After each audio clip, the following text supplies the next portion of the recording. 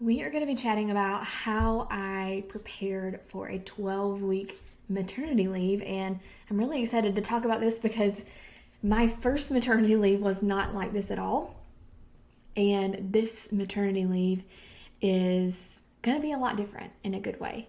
So just to kind of give you some context here, with my first baby, I had her in 2019, and I had just gotten into the online course business, didn't really know what I was doing. I had opened my first course that summer of 2019 before I had her. I don't even say I launched it because it wasn't a launch. I didn't know what I was doing. But then I really was determined to stay home with her for longer than a year, which motivated me to learn everything I could about courses, even while caring for a newborn at home by myself. My husband was still working full time. So it was being a stay-at-home mom with a newborn and figuring out how to grow my business. And honestly, I don't look back at that time and think, man, like I missed the newborn phase, because I was still with her and I was mainly working during nap times or, when I was nursing or whenever I could. But I had to do all of that hustling to get to where I am now. And so I'm so thankful for that time. And luckily, she was a great baby. She was a great sleeper. So I know that I was really blessed in that aspect and lucky. I know not everyone has that, but I really hustled.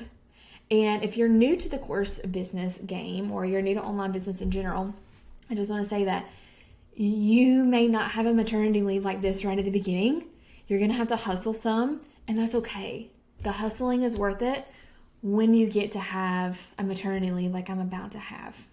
So let me talk about 5 things that myself and my team did to allow me to take a full 12 weeks off and literally not have to worry about work at all, but still bring in consistent income. So the first thing that we did is we planned all of the launches for 2024. So if you're listening to this, it's already 2024, but I am recording this before I go on maternity leave, which I will talk about. It's one of the things that we did. We batched content, and we sat down and said, okay, so I am due in December. So I plan to come back like the beginning of April. How is the rest of the year going to look as far as launches and flash sales and emails and things like that? So we planned that. And we also planned around the time that I was going to be gone. So we usually will do a big launch in March or the beginning of the year. So of course we're not going to do that because I'm going to be out. So how can we kind of make up for that? So we made a plan. How is next year going to look? And when are you going to come back? And when are we going to launch after you come back? So once I come back in April, very soon after that, we will be gearing up for a launch.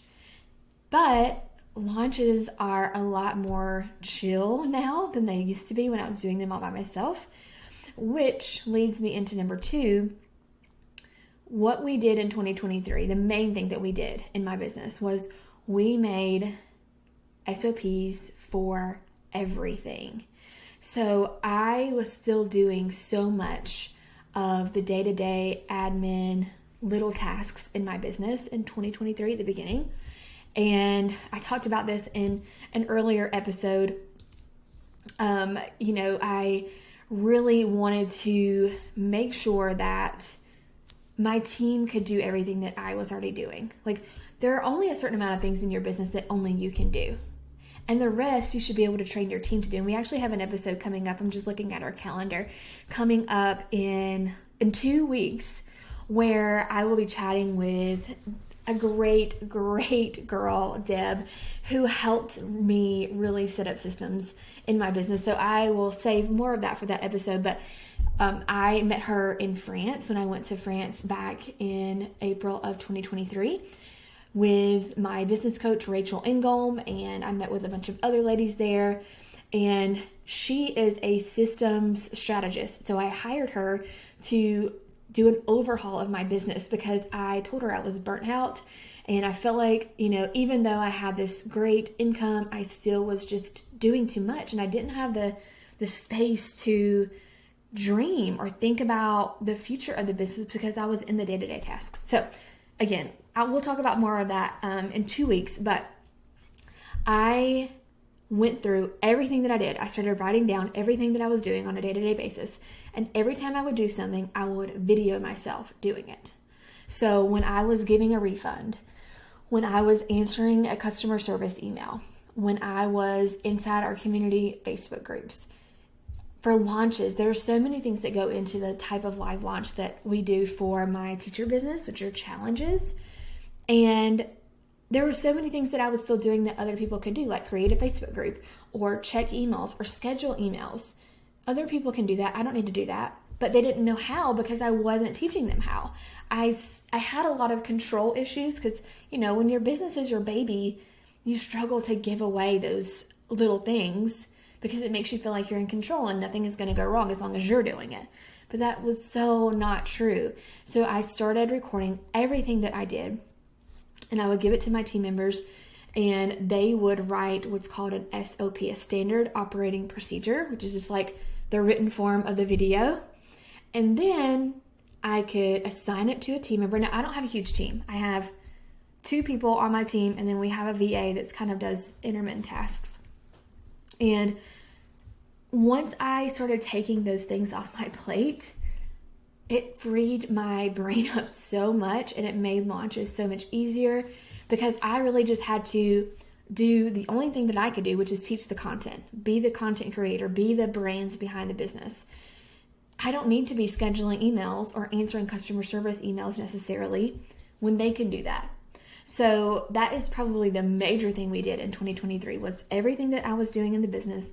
We videoed and we made SOPs for it, and then we assigned it. We distributed the tasks to other team members so I didn't have to do that. Now, if you don't have a team, of course you can't do that yet, but I will say go ahead and start videoing yourself now so that when you're ready to make a hire, which is actually what we're going to be talking about next week, you already have a head start. You'll probably make a virtual assistant hire first. And if you already have videoed yourself doing some of those little tasks, then you can say, hey, watch this video. Let me know if you have any questions. Try it, and then I'll check it, or we can do it together. And then this will be your task moving forward. So the earlier you can start that, the better. I didn't start that until 4 years into my business, and I was so overwhelmed and so burnt out. So I'm so glad that we did that this year.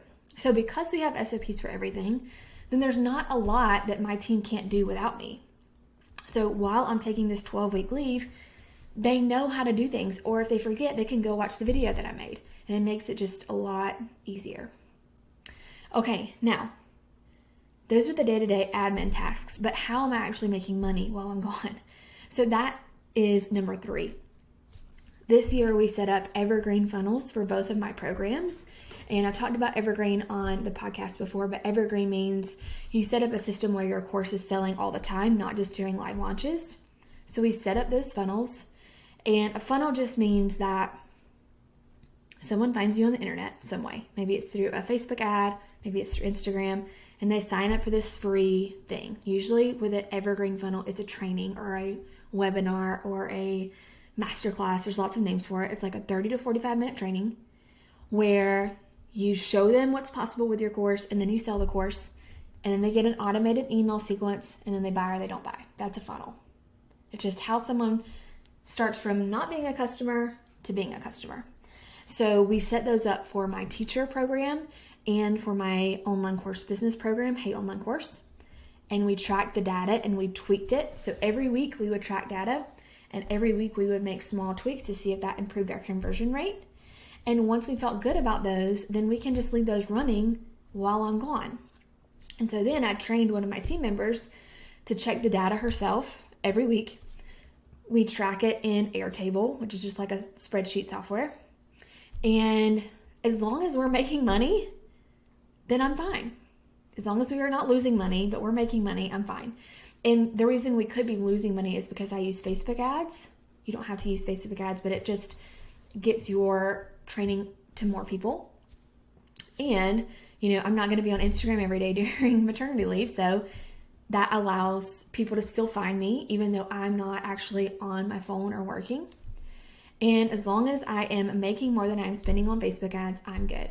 If something starts to look weird, or, if ad costs go up or something, then she'll let me know. And if I need to adjust something during maternity leave, I can. But because we have tracked it so long and we see that it's going really well, I don't suspect that's going to happen. But if it does, it's okay. And that'll just be like, maybe an hour during maternity leave, and I'm fine with that. So that's number 3. We created evergreen funnels and we tracked them. And then I taught my team member to track them and then let me know if anything looks off. Okay. Now, number 4, I am batching content. This video is actually, or this podcast, whichever one you're watching on, podcast or YouTube, is batched. So I batched all of my podcast episodes through maternity leave. And it wasn't that hard for me because my episodes are short and they're to the point. So I would just do 1 a day. Sometimes I could knock out 2 a day. And I went ahead and did all of them through April so that I wouldn't have to worry about podcast episodes while I was gone. Now, I will probably miss it and I may start back once I am, kind of feeling better, but you never know how it's going to go with a baby, right? Like I could have a really colicky baby, or maybe he's not going to sleep at all. And I just wanted to have that safety net so that if I didn't feel like working or I literally couldn't work, then I still have that organic content batched. So if you're thinking about batching for something, maybe you just want to batch for, a couple months off, I would just choose one form of organic content to batch. I wouldn't worry about social media, honestly. I would choose a form of long form content to batch. So YouTube, podcast, or blogging, and batch that. And then people can still find that even after you've recorded it. So people could find this podcast episode, for instance, a year from now, 2 years from now. And that's going to continually bring in new faces, new traffic to your business. So that was number 4. And then the last thing that I did to prepare for a 12-week maternity leave is I said no a lot. So in the beginning of my business, I never said no. I did every virtual conference, every lead magnet bundle, every bonus video for other people's courses, trainings, whatever, podcasts. I did it all because I was hustling in the beginning, and that was fine. It was totally fine. It helped me grow a lot. But for this, I knew I had certain things I wanted to focus on. I wanted to focus on getting all of my SOPs written and done, batching my podcast episodes, and tracking my funnels so that I was still making money. So I didn't have a lot of free time to be doing virtual conferences or speaking, for other people's audiences. So when people asked me that, I usually said no. I would say, no, sorry, I'm gearing up for maternity leave. Keep me in mind for, April of 2024 so that I'm not like cutting off that relationship. And hopefully they'll ask me again.